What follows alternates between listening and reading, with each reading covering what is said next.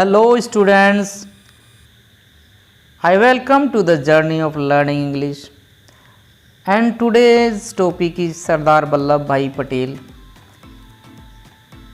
आज हम लोग जो पढ़ने वाले हैं वो है सरदार वल्लभ भाई पटेल की जीवनी और इन्हें सरदार की उपाधि कैसे मिली और इन्हें लौह पुरुष क्यों कहा जाता है। भारत का लौह पुरुष इनको क्यों कहा जाता है, इनके जीवन की वैसी कहानियाँ जो इन्हें लौह पुरुष बनाती हैं का वर्णन पिछले क्लास में हम लोगों ने किया था। अब जो है पार्ट 2 हम लोग करने जा रहे हैं।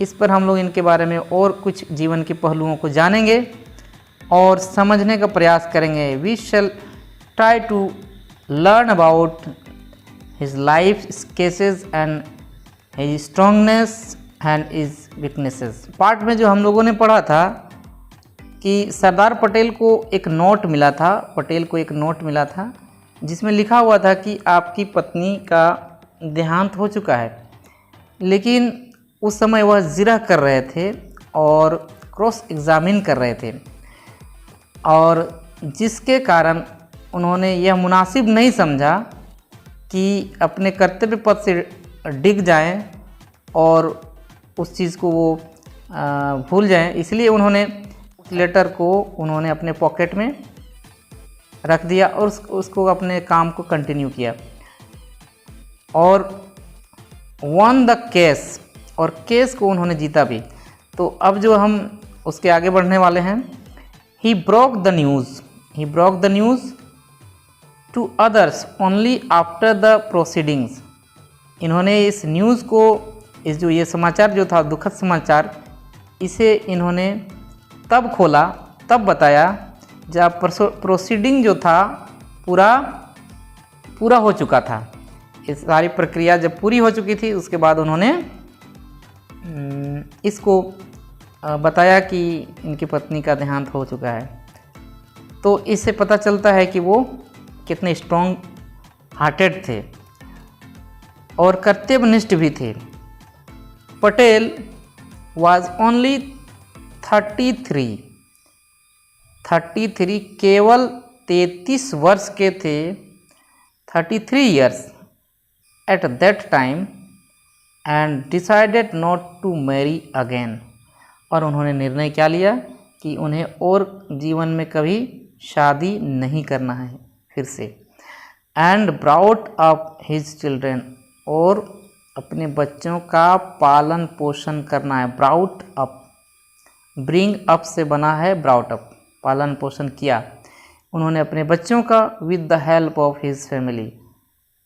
अपने परिवार की मदद से उन्होंने अपने बच्चों का लालन पालन किया, पालन पोषण किया। एट द एज ऑफ 36 साल की उम्र में Patel enrolled himself at the middle temple in. इन्होंने अपने आप को नामांकित करवाया कहाँ? Middle temple in. Middle temple in जो है एक लंदन में एक सराय है, टेम्पल है, जहाँ उन्होंने फिनिश्ड किया, मैंने अपना पूरा किया 36 month course in 30 months London में। उसको उन्होंने केवल 30 महीनों में ही पूरा कर लिया। He again stopped in his class though he had never been to a college before. इन्होंने फिर से ही अगेन टॉप्ड, अपने क्लास में फिर से उन्होंने टॉप किया, दो यद्यपि he had never been to a college before, वो कभी इससे पहले कॉलेज नहीं गए हुए थे, फिर भी इन्होंने टॉप किया। अब जो कॉम्प्रिहेंशन चेक जो है हमारे पास, चेक 2 कॉम्प्रिहेंशन चेक, यानी अपने नॉलेज का, समझ को परखना है, जांचना है कि हम लोग कितना समझे और कितना पढ़ें और कितना जाने। Why was every one amazed, हर कोई क्यों अमेज्ड हो जाते थे, अमेज्ड मैंने आश्चर्यचकित।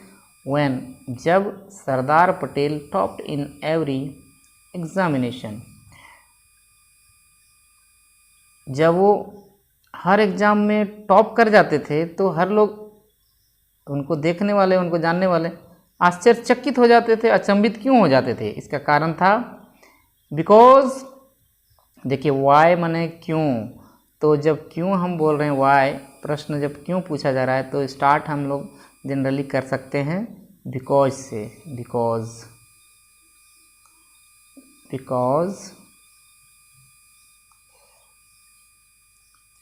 Because he was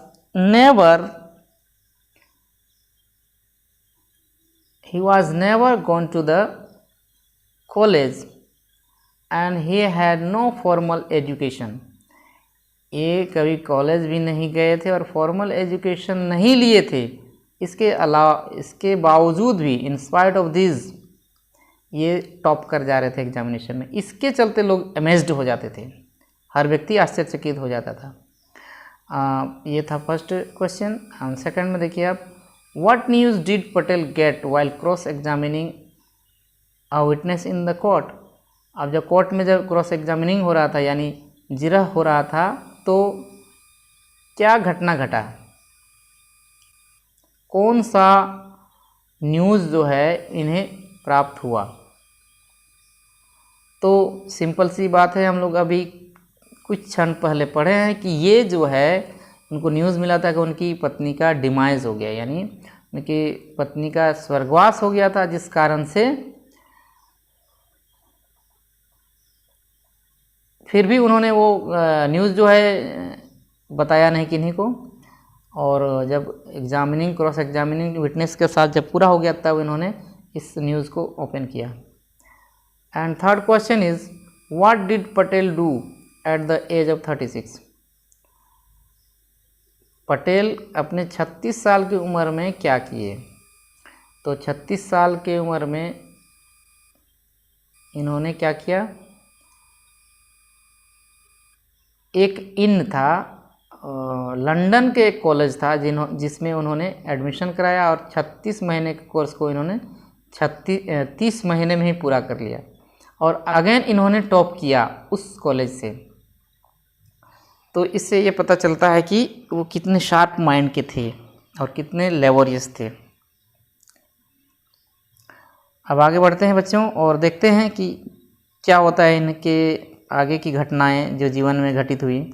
When the British government was compelled to set India free, जब भारत को आज़ाद करने वाले थे ब्रिटिश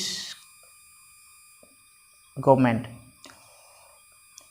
सेट इंडिया फ्री, जब भारत को आज़ाद करने के लिए उन्होंने अपना कंपेल्ड किया। When the British government was compelled to set India free, it tried to threaten the unity of India। उन्होंने ब्रिटिश गवर्नमेंट ने क्या प्रयास किया कि भारत की एकता को, यूनिटी ऑफ इंडिया को, भारत की एकता और अखंडता को चुनौती दिया, कोशिश किया कि इसको खंड खंड कर दें भारत को, by playing a game of conspiracy of freeing more than 500 tiny states independently। कहने का तात्पर्य है कि जब भारत को उन्होंने अंग्रेजों ने आज़ादी का प्रस्ताव रखा तो उन्होंने एक गेम खेल दिया, षड्यंत्र रच दिया, conspiracy of freeing more than 500 tiny state, छोटे छोटे जो देसी रियासत थे उनको 500 से ज़्यादा को आज़ाद कर देने का इन्होंने कॉन्स्पिरेसी रच दिया। बट सरदार पटेल अंडरस्टूड, लेकिन क्या हुआ कि सरदार पटेल इसको समझ गए, देयर गेम, इनके गेम को जो है ना, इनका जो गेम था, ये जो खेल था, इन्होंने समझ लिया सरदार पटेल ने। And when he was given the responsibility of unifying India, और जब इन्हें यह दिया गया भारत को, जब इन्हें उत्तरदायित्व दिया गया, रिस्पॉन्सिबिलिटी दिया गया ऑफ यूनिफाइंग इंडिया, भारत को अखंड रखने का, एकत्रित करने का, ही स्टार्टेड हिज प्लान, उन्होंने अपना योजना शुरू कर दिया। ही used all the possible means, उन्होंने सारी ऐसी संभाव्य साधनों का इस्तेमाल किया जो भारत को अखंड रखने में मदद करे। तो इन्होंने क्या किया, साम दाम दंड और भेद, मतलब किसी भी हाल में भारत को खंडित न होने देने का इनका जो प्लान था बहुत ही सराहनीय था। साम दाम दंड भेद, विनम्रता से या दाम से या दंड से या फिर कॉन्स्पिरेसी या भेद से किसी भी स्थिति में भारत को एकत्रित करना था, और सरदार पटेल ने इस पर बखूबी अपना योगदान दिया। Most of the Kings of all the independent states joined the biggest democracy of the world. विश्व की सबसे बड़ी प्रजातंत्र यानी लोकतंत्र में ये अधिकतम जो राजा थे, जो अधिकतर राजा जो थे, जो स्वतंत्र थे, उन्होंने अपना आधिपत्य सौंप दिया भारत को, और वो एक हिस्सा बन गए किस चीज़ का, सबसे बड़ी लोकतंत्र का। पटेल said that, पटेल ने कहा, पटेल कहा करते थे, बोलते थे, power should be use to achieve the goal. जो शक्ति होता है, पावर जो होता है, power should be use to achieve the goal. शक्ति का प्रयोग, शक्ति का इस्तेमाल शुड बी यूज्ड, वहाँ होना चाहिए, टू अचीव द गोल, मतलब अचीव का मतलब होता है प्राप्त करना, और गोल का मतलब होता है लक्ष्य। लक्ष्य को प्राप्त करने के लिए शक्ति का इस्तेमाल किया जाना चाहिए।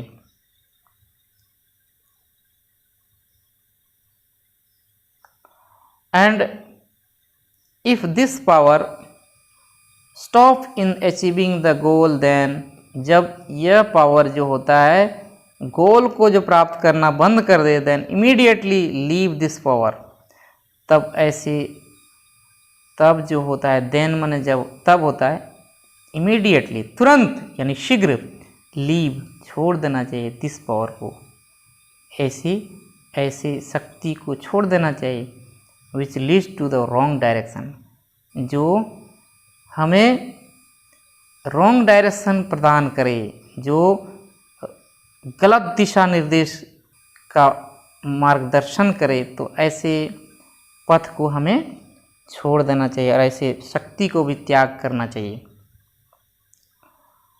Now again, this is the heroic tale of simple man who due to his intelligence and patriotism, यही एक इनका हीरोइक टेल था। ये टेल, हीरोइक टेल, एक साधारण व्यक्ति की ड्यू टू हिज इंटेलिजेंस, उनकी इसी बुद्धिमत्ता और देशभक्ति, patriotism, became the iron man of the Indian politics. His mental abilities, इनकी मानसिक जो क्षमताएं थी, were far ahead than that of anyone else in those days. इनकी मानसिक क्षमताएं, योग्यताएं जो थी किसी अन्य व्यक्ति से और उन दिनों के किसी अन्य व्यक्तियों से भी ज़्यादा था, तेज था। फार अहेड, दूर दूर तक दूरदर्शी थे, far ahead. Which help in building, और यही जो है विच हेल्प, इसने मदद किया, which helped in building modern and united India, Bharat को, आधुनिक भारत का निर्माण करने में और एक भारत को यूनाइट करने में, यूनाइटेड इंडिया, भारत को संगठित और निर्माण करने में इनका बहुत महत्वपूर्ण योगदान रहा। His birthday October 31st is observed as the National Unity Day. Celebrated and observed National Unity Day. राष्ट्रीय एकता दिवस के रूप में इनके 31 अक्टूबर को मनाया जाता है। तो ये था इनका व्यक्तिगत जीवन बच्चों आप लोगों को। अब इससे आगे जो हम लोग पढ़ने जा रहे हैं वो है नेक्स्ट चैप्टर कॉम्प्रिहेंशन चेक में हम लोग देखते हैं कि क्या है। कुछ प्रश्न दिए गए हैं, इसे भी हम लोग जान लेते हैं और इसका समझने का प्रयास करते हैं। कॉम्प्रिहेंशन चेक, समझ का, अपने समझ का नाप तोल कीजिए। Comprehension check 3, how many states did the British government set free as a plan. British government ने कितने स्टेट्स को प्लान बनाया था अलग करने का, ठीक है। तो यहाँ पर हम लोग कुछ देर पहले पढ़े हैं कि 500 states did the British government set free as a plan. अपने प्लान के तहत उन्होंने 500 छोटे छोटे राज्यों में इन्हें अलग करना चाहा था, लेकिन ये सक्सेस नहीं हुआ। And second question is what policy did Sardar Patel adopt to unify India. कौन सी पॉलिसी जो है, कौन सी नीति जो है सरदार पटेल ने अडॉप्ट किया भारत को एक करने के लिए, भारत की एकता को अखंड रखने के लिए इन्होंने कौन सी पॉलिसी का इस्तेमाल किया। तो इन्होंने साम दाम दंड भेद, each this policy is used by Sardar Vallabh Bhai Patel to unify India. Now third question is how is his birthday observe. His birthday is observe as national unity day in India.